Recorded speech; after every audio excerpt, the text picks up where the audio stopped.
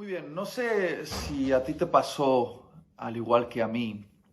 Hace unas semanas atrás, parece que han pasado años, pero en realidad tan solo han pasado unas semanas desde que comencé a escuchar noticias en la televisión acerca de un virus extraño que estaba infectando a la población china.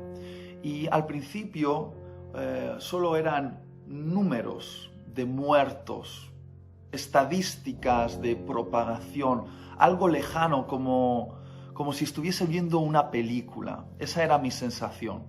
Pero cuando las semanas pasaron y el virus llegó a España y esos números se empezaron a convertir en nombres y esas estadísticas empezaron a convertirse en historias, me di cuenta de que esto no era una película, esto era algo muy real que estaba asolando mi país y tocando las vidas de las personas que yo amo.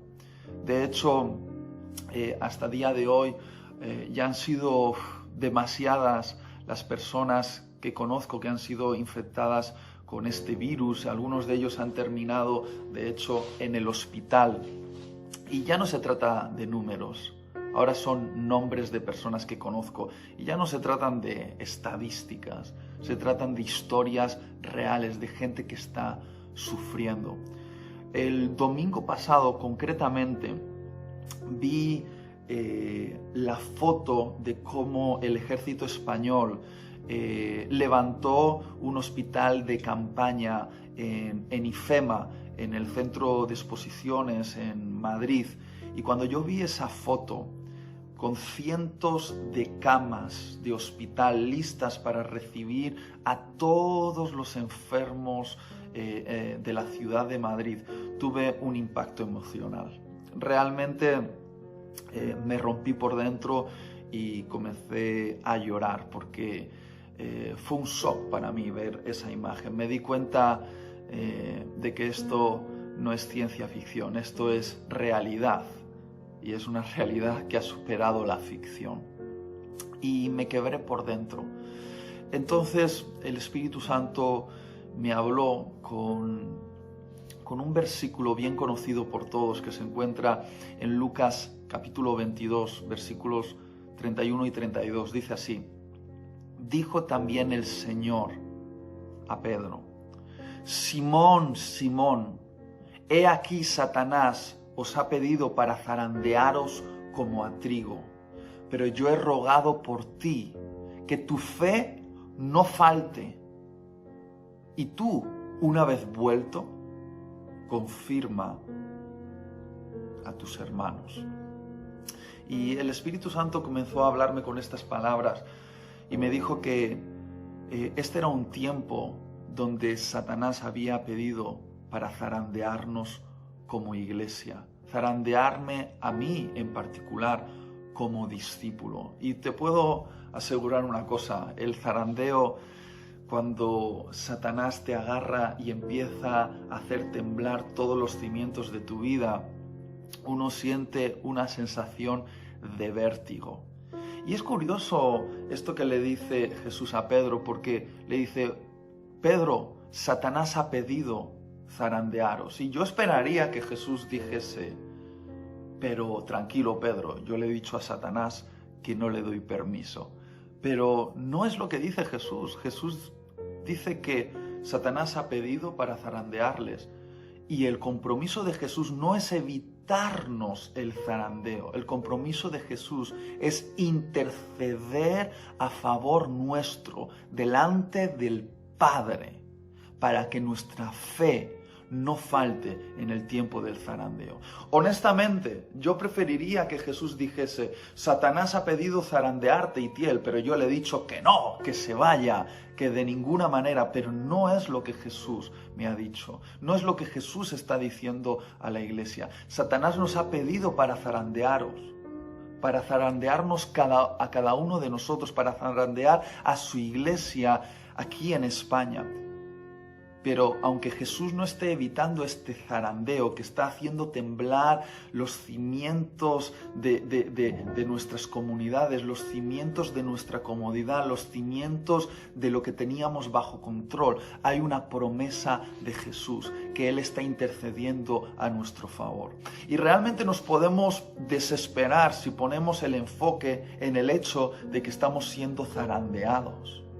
Pero nos podemos llenar de fe al saber que tenemos el mejor intercesor de todo el universo a nuestro favor, que es Jesucristo. Y creo que el lugar donde pongas tu enfoque va a hacer que pases por este zarandeo con esperanza o totalmente derrotado. Y el Señor me está llevando a entender que este es un tiempo para que transite a través de este zarandeo con fe. De hecho, la intercesión que Jesús está haciendo por mí, que está haciendo por ti, que está haciendo por toda la iglesia que está siendo zarandeada, es que nuestra fe no falte. Y la cuestión es, ¿a qué se está refiriendo Jesús con que no falte nuestra fe? Muy bien, no se trata de fe para algo, se trata de fe en alguien. Es decir, no se trata de fe para que el problema desaparezca, o fe para que no perdamos nuestro trabajo, o fe para que la enfermedad no toque nuestro cuerpo.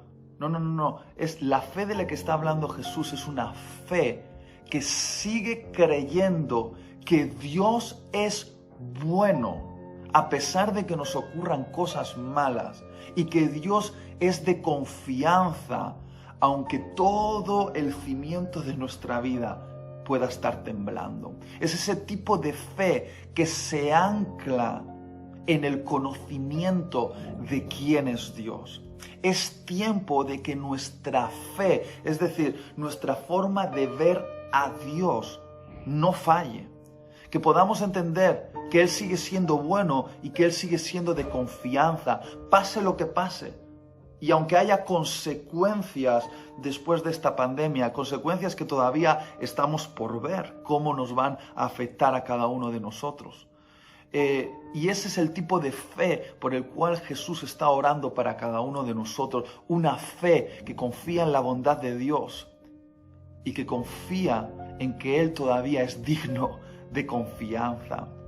Este tipo de fe es una fe por la cual todos los discípulos de Jesús tienen que transitar, porque el mismo Jesús fue tentado a perder su fe. Hay una escena en La Pasión de Cristo, la película que hizo Mel Gibson, muy polémica y poco entendida por la gente, pero que para mí es quizá una de las mejores escenas de toda la película por lo que representa. No sé si habéis visto la película La Pasión de Cristo, pero hay un momento en el cual están unos soldados romanos flagelando a Jesús con un látigo que tiene un montón de pinchos, le están abriendo la espalda y Jesús se encuentra en un profundo dolor con su espalda abierta, ensangrentada, los tendones casi a la superficie de su piel, casi se ven hasta los huesos de lo profundo que eran los golpes de ese látigo sobre la espalda de Jesús. Y de repente, en la escena de la película, aparece Satanás con una apariencia muy andrógena, no se sabe si es un hombre o una mujer, es una escenografía de Satanás muy perturbadora, la verdad.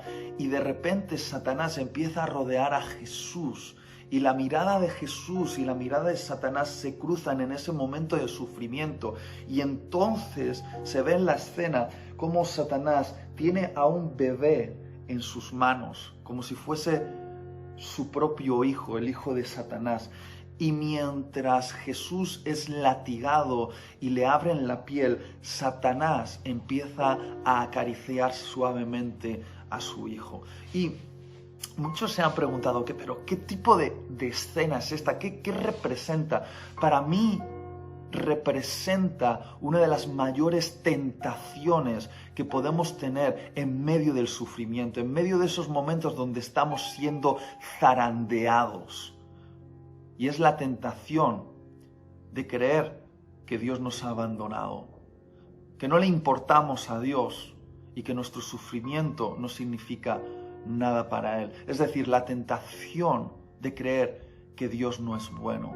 Es esa tentación con la cual Satanás engañó a Adán y Eva en el Edén, al insinuar que Dios no era tan bueno como parecía y que por lo tanto no era digno de confianza. Y en esta escena de la pasión, mientras Satanás está acariciando a su hijo y Jesús está siendo latigado y Dios no detiene el sufrimiento de Jesús, es como que Satanás le está diciendo a Jesús: ¿ves?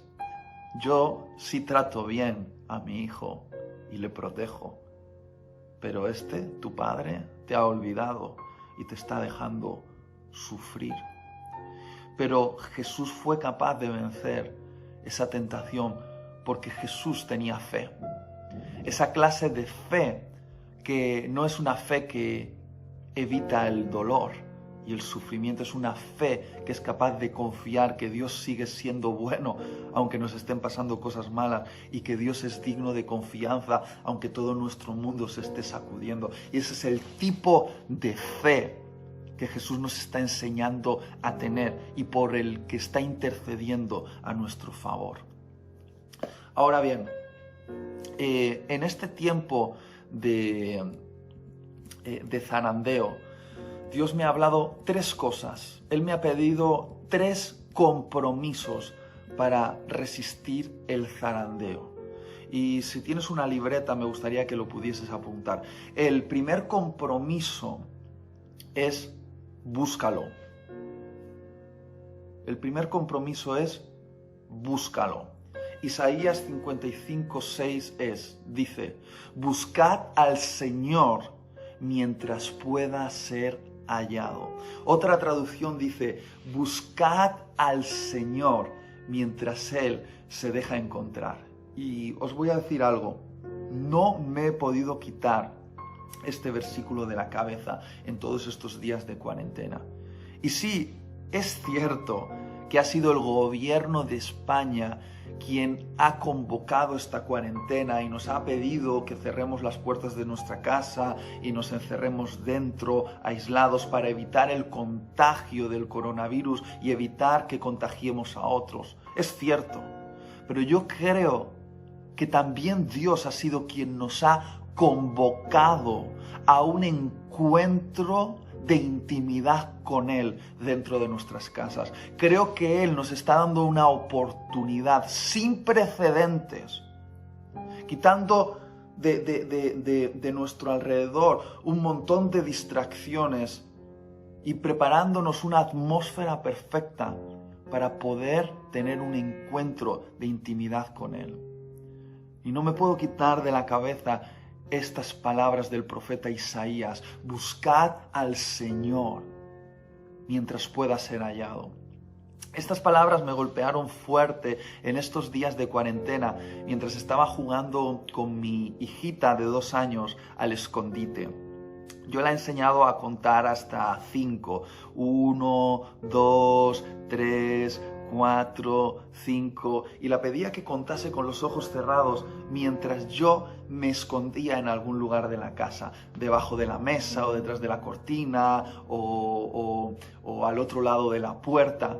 Pero no me escondía de tal manera que ella no me pudiese encontrar, sino que en este juego que yo tenía con mi hija, yo me escondía con el deseo de ser encontrado por ella. Y de alguna manera le daba pistas para que me encontrase. Dejaba media pierna fuera o visible un brazo, o hacía ruidos para atraerla y darle pistas. ¿Por qué? Porque yo, como su padre, no me estaba escondiendo de ella para que no me encontrase, sino que me estaba escondiendo con el deseo profundo de que me encontrase. Y creo que Dios, en este tiempo donde algunos dicen: ¿y dónde está Dios mientras están ocurriendo todas estas tragedias? Él está escondido. Mira, Él no se está escondiendo de nosotros porque quiere alejarse de nosotros. Él parece escondido, pero está deseando ser encontrado. Y Él se quiere dejar encontrar. A cualquiera que comience a buscarle en este tiempo de cuarentena, puedo asegurarte, el Espíritu Santo me da testimonio de que lo va a encontrar. Lo va a encontrar, porque este es un llamado a un encuentro cara a cara con Dios mismo. Como dice en Mateo capítulo 6, en el momento en el que se cierra la puerta, se abre el corazón del Padre delante de nosotros, de par en par, sin restricciones. Un mundo infinito de secretos, de cosas, verdades, principios que ojo no vio, ni oído oyó, ni ha venido a la mente de ningún hombre, que el Padre se reserva para todos aquellos que le aman y entienden que este tiempo de cuarentena es una invitación divina, una convocatoria sagrada a buscar a Dios, y que el tesoro a encontrar es el mismo. Realmente creo que mientras se cierra la puerta de nuestras casas, se nos está abriendo el corazón de Dios. Él se está haciendo accesible como nunca en este tiempo de cuarentena. Él se está escondiendo pero para ser encontrado. Si hay alguien que le busca, Él se va a dejar encontrar. Y al pensar en todo esto, me he dado cuenta de que algunas de las mejores cartas, de las mejores epístolas que Pablo escribió para la iglesia, las escribió mientras la puerta de su cárcel estaba cerrada. Y no solo esto, he pensado que el mismo libro de Apocalipsis, que es la revelación más impresionante de Jesús y de su segunda venida, Juan la escribió en un tiempo de cuarentena, mientras estaba aislado en la isla de Patmos. Y estos días he comenzado a leer Apocalipsis, pero no porque crea que es el fin del mundo, sino porque la misma palabra Apocalipsis en griego significa revelación, o más literalmente es correr el velo que cubre algo y descubrirlo. Y creo que en este tiempo muchos velos de nuestra mente se van a quitar y vamos a descubrir a Jesús como nunca. Nos va a ser revelado. Como dice en Apocalipsis capítulo 4, versículos 1 y 2, dice que Juan de repente miró y vio la puerta del cielo abierta. Y es así como está la puerta ahora. Las de nuestras casas están cerradas, pero las del cielo están abiertas. Y dice que cuando Juan entra por la puerta del cielo, ve el trono, y sentado sobre el trono ve a Jesús, el soberano del universo, el rey de los reyes. Y quiero decirte una cosa, hay alguien sentado en el trono.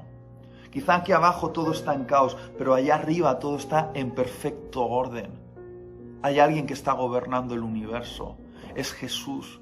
Y en este tiempo de cuarentena, Él nos está dando audiencia real. Nos está diciendo, hey, vamos, venid aquí dentro.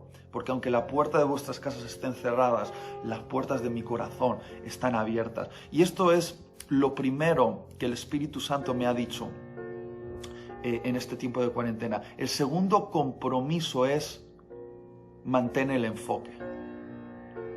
El segundo compromiso es mantén el enfoque. Muy bien, en Mateo capítulo 14 se nos describe un momento muy parecido a este, porque nos cuenta la historia de una tormenta. Y ¿cuántos saben que estamos viviendo en tiempos tormentosos, verdad? Tiempos donde todo a nuestro alrededor se está sacudiendo, como se sacudía esa barca donde los discípulos estaban y fueron abrumados repentinamente por una tormenta que empezó a zarandearles de un lado a otro. Y resulta que Jesús se había quedado atrás orando en la montaña, y cuando se dio cuenta de que esta tormenta estaba rodeando a sus discípulos, él decidió ir a ver a los muchachos, a ver cómo llevaban la tormenta. Y dice la Biblia que Jesús comienza a caminar sobre el mar y se acerca a la barca y llama a los discípulos y les dice ¡hey! Y ellos al principio no saben quién es, piensan que es un fantasma, pero de repente Pedro entiende que es Jesús y le dice: Jesús, si eres tú, dime que vaya. Y entonces Jesús le dice: ven. Y Pedro hace algo en medio de la tormenta. En vez de agarrarse desesperadamente a esa barquita y con miedo a decir esto es lo único que me mantiene vivo, hace algo osado. Suelta la barca, da un salto a lo desconocido y empieza a caminar sobre el mar. Pero decir que Pedro camina sobre el mar, creo que está equivocado. Porque uno no puede caminar sobre el mar. Realmente Pedro no caminó sobre el mar. Pedro caminó sobre la palabra de Jesús. Jesús le dijo a Pedro: ven. Y fue por encima de ese ven por donde caminó Pedro.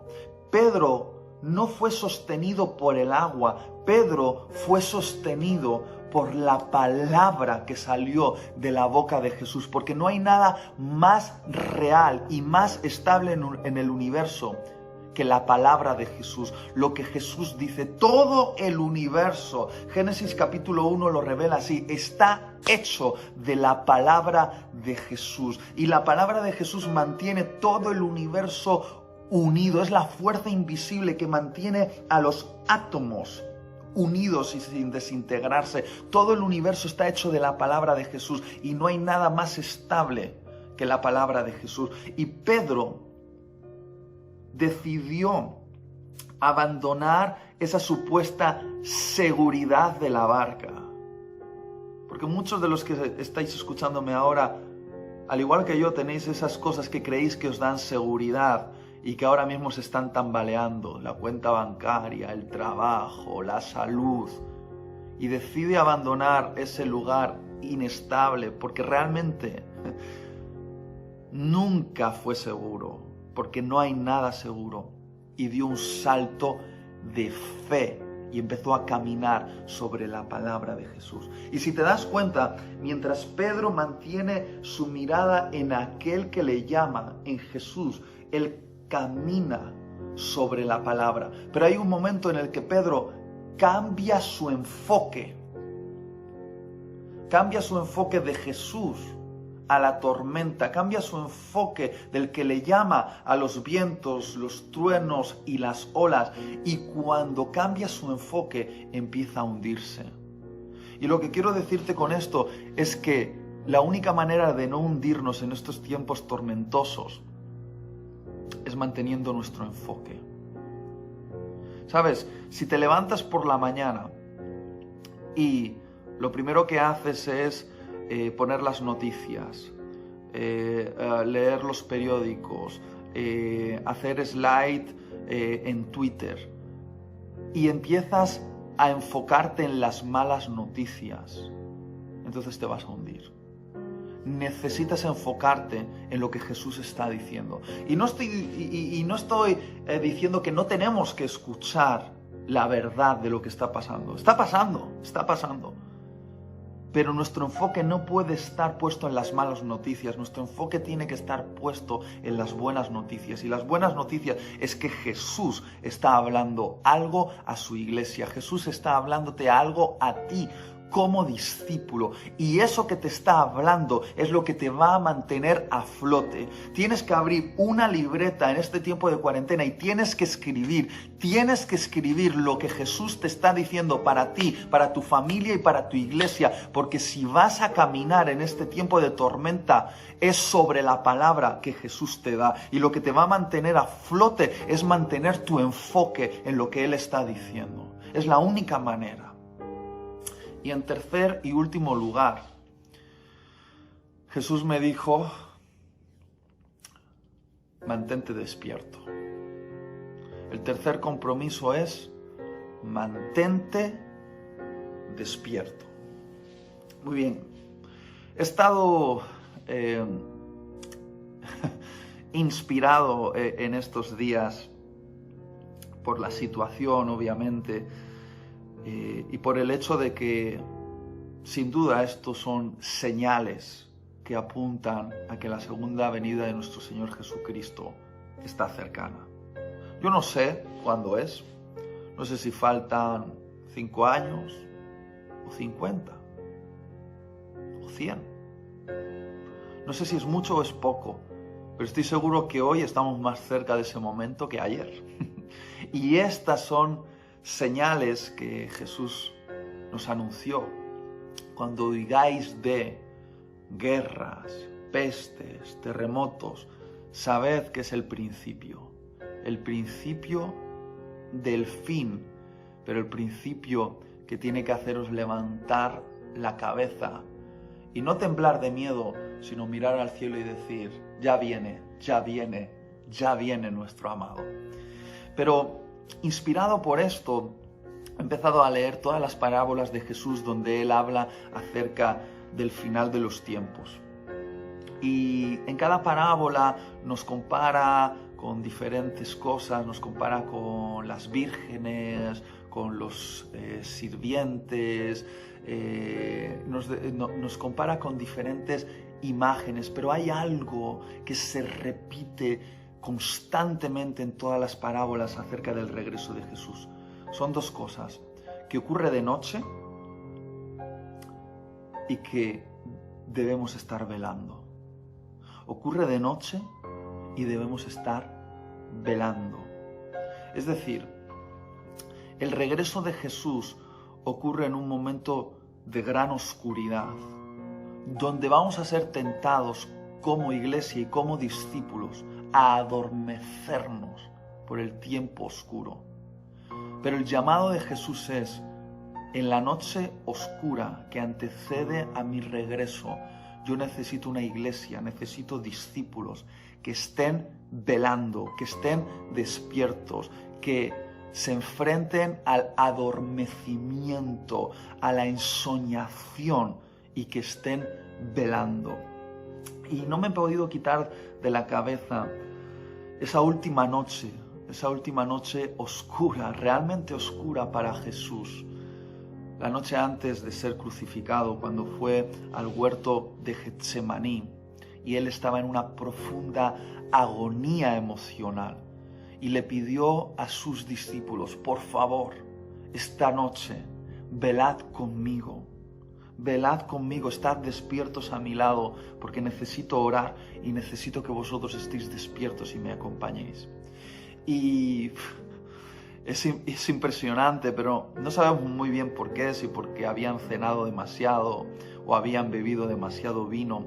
Dice la Biblia que los discípulos se duermen, se les cerraban los párpados, no podían mantenerse despiertos y no pudieron acompañar a Jesús en esa noche de agonía. Se quedaron dormidos y el Padre, dice el Evangelio de Lucas, que tuvo que enviar a un ángel para fortalecer a Jesús, cuando en realidad los que tendrían que haberle fortalecido eran sus discípulos, sus amigos que hubiesen velado a su lado. Y es cierto que los discípulos, tiempo después, cuando Jesús murió, resucitó y envió al Espíritu Santo, los discípulos hicieron grandes proezas para Jesús. Pero creo que en cierto modo ellos se lamentaron con tristeza durante toda su vida al no haber velado con Jesús esa noche cuando Jesús más les necesitaba. Yo creo que se lamentaron de no haberse mantenido despiertos cuando Jesús demandaba ser acompañado. Y creo que Jesús nos está pidiendo que nos mantengamos despiertos en esta noche oscura. Jesús nos necesita una iglesia que vela, que está lista, que está preparada, que está luchando contra el adormecimiento, porque estamos aquí encerrados en casa y la gran tentación es adormecernos, ver una tras otra serie en Netflix, ponernos a comer sin control, rascarnos la barriga, dejarnos llevar por la desidia, es decir, volvernos apáticos. Esa es la tentación, dormirnos. Pero Jesús nos está diciendo, hey, os quiero despiertos. Y es una lucha mantenerse despierto. Pero es que Jesús nos necesita despiertos. Porque lo que vayamos a hacer cuando la cuarentena termine, lo que vayamos a hacer allá afuera, es lo que hayamos cultivado aquí adentro.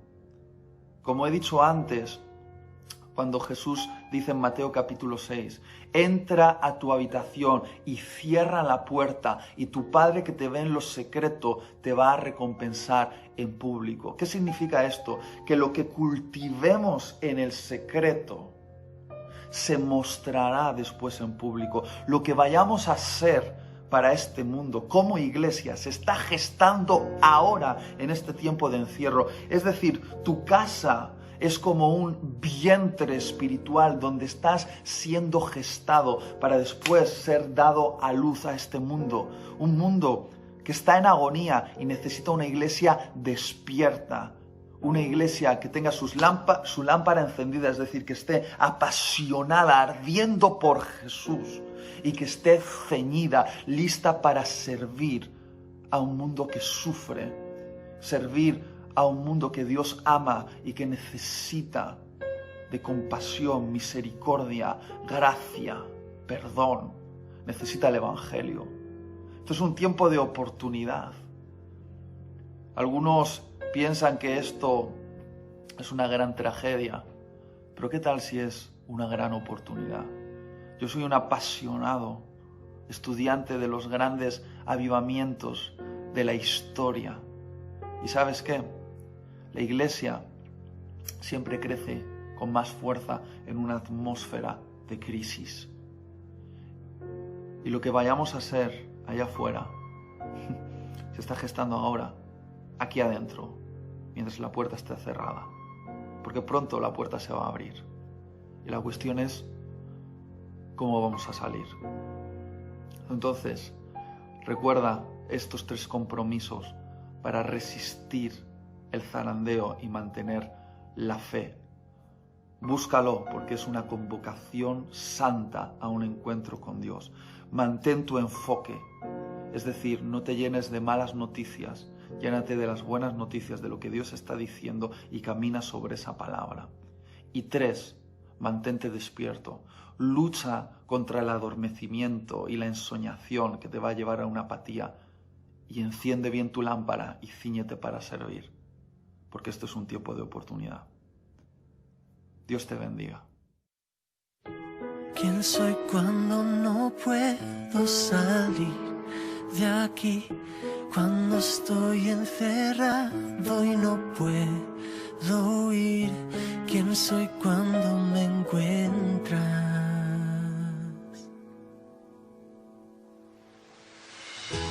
Que responda tu voz después de fingir que todo ha estado bien, que podré seguir simplemente en mis fuerzas.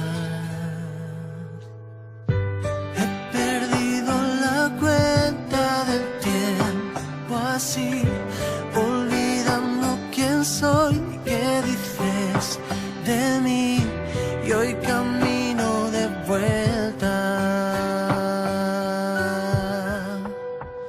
Soy el que está en casa, cerrada la puerta, te busca, te anhela.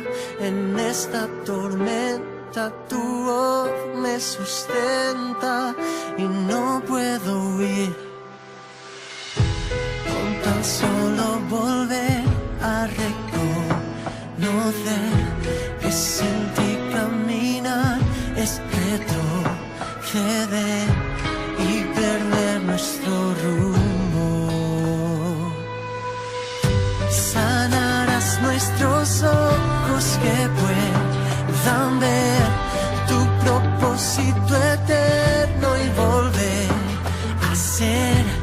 quien construye tu reino.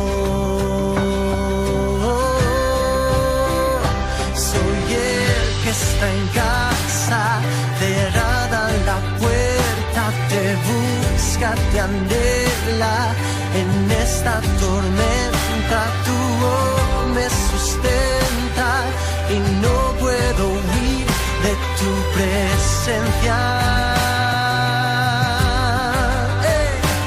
Que sanes mi tierra, que está en cuarentena, que vivan tus fuerzas y vuelva a llorar, que tu reino florezca y volvamos a estar en Lo confieso, intimidad. durante mucho tiempo no lo encontré. En el ruido de las multitudes, los conciertos y los eventos. A veces, tantos gritos ahogan la voz de un Dios que nos susurra. Nos susurra porque está cerca, a la distancia de una sencilla oración. Buscad al Señor mientras pueda ser hallado. No hemos sido encerrados para perder algo, hemos sido encerrados para encontrar a alguien. Cuando se cierra la puerta de tu habitación, se abre la puerta del corazón del Padre. Despierta, iglesia, despierta de este letargo por entretenimiento, de esta apatía y adormecimiento. Escucha, a pesar del sonido de esta terrible tormenta, ¿puedes oír a lo lejos el resonar de la trompeta? Despierta, iglesia, porque el novio regresa. Que sanes mi tierra, esta cuarentena, que vivan tus fuerzas y vuelva a llorar, que tu reino florezca y volvamos a estar en intimidad. Cerrada la puerta, volver a empezar en intimidad. Cerrada la puerta, volverte a sentir en intimidad. Cerrada la puerta, volverte a escuchar en intimidad. Yeah, yeah. Volverte a escuchar, Dios.